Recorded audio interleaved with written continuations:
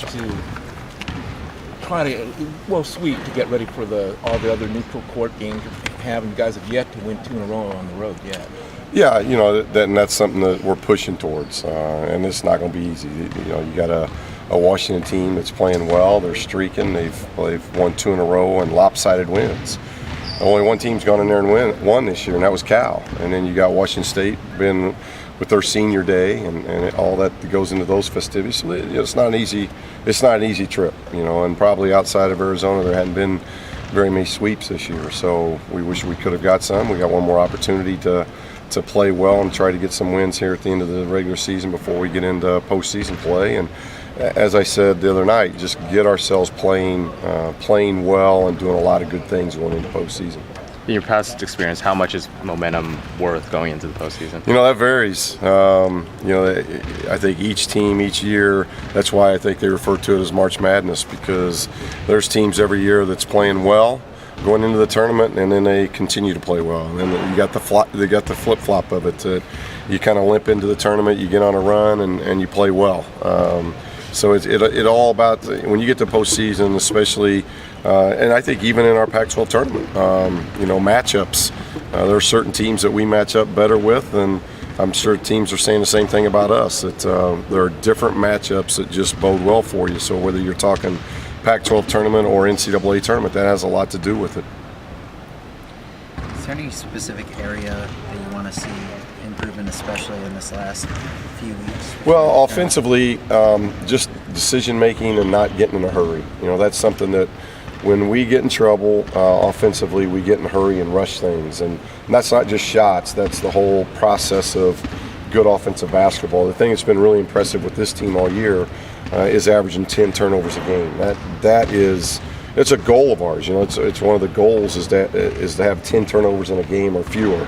And that's not easy to do that as an average. So they've really done a good job with the assist-turnover ratio all year long. So it's really the decision-making of the timing of a shot, the ebb and flow of the game. A team's on a 6-0 run, we shouldn't be thinking about no pass, one pass, shoot. So it's those timing things of game play that I want the guys to improve here late in the year on. And then defensively, just get consistent. Get really consistent with the principles that we're 95 practices in now. Let's get consistent in what we're doing. We saw that, I thought, in the Oregon game. We saw that for pieces of the Oregon State game, but not as consistent as what was in the Oregon game. And I'd like to just get a little bit more consistent defensively. At this point in the season, do you have to manage minutes a little differently just to make sure guys are okay when you have to play games back-to-back? Yeah, I think going into next week, that'll be a concern. This week, it's really not as big an issue. We're playing 2 games. We're playing at 6 o'clock on Thursday and 8 o'clock on Saturday. So, I don't think that's as big a concern. Once you get into, the potential of playing 3 games in 3 days, now the trick to that is, though, that once you get to postseason, it's a one-and-done deal. You lose, you're out. So it's not about saving anything. It's just about managing it. And I do think what that Oregon game did, it allowed us we got to see Noah play. And, we're very confident there. Juana's a little bit under the weather today, so hopefully he'll be back and be ready for this road trip. But we've got confident that we can go 9-10 deep into our bench. How much of a difference has Williams Goss made, especially in this last month? Seems like he's kind of picked up his Yeah, he's playing really well right now. He's in a 4 or 5 game stretch here that's been pretty impressive. And Andrews the same way. I think Andrews is going through a stretch of averaging almost 16 and 8 in this stretch. So those 2 guards complementing Wilcox, who's as good as it gets. Those 3 guards are a big concern, and then Blackwell is somebody inside that demands a lot of attention just because of what he does in the low post. So this is another team very similar to Oregon State in that they have an inside-outside threat and multiple threats. So it stretches your defense. You're not going to be able to just play the perimeter or just play the post. You've got to defend both areas, and I think that's what's made them particularly dangerous here late in the season. Where does Williams Goss rank among the conference's other freshmen?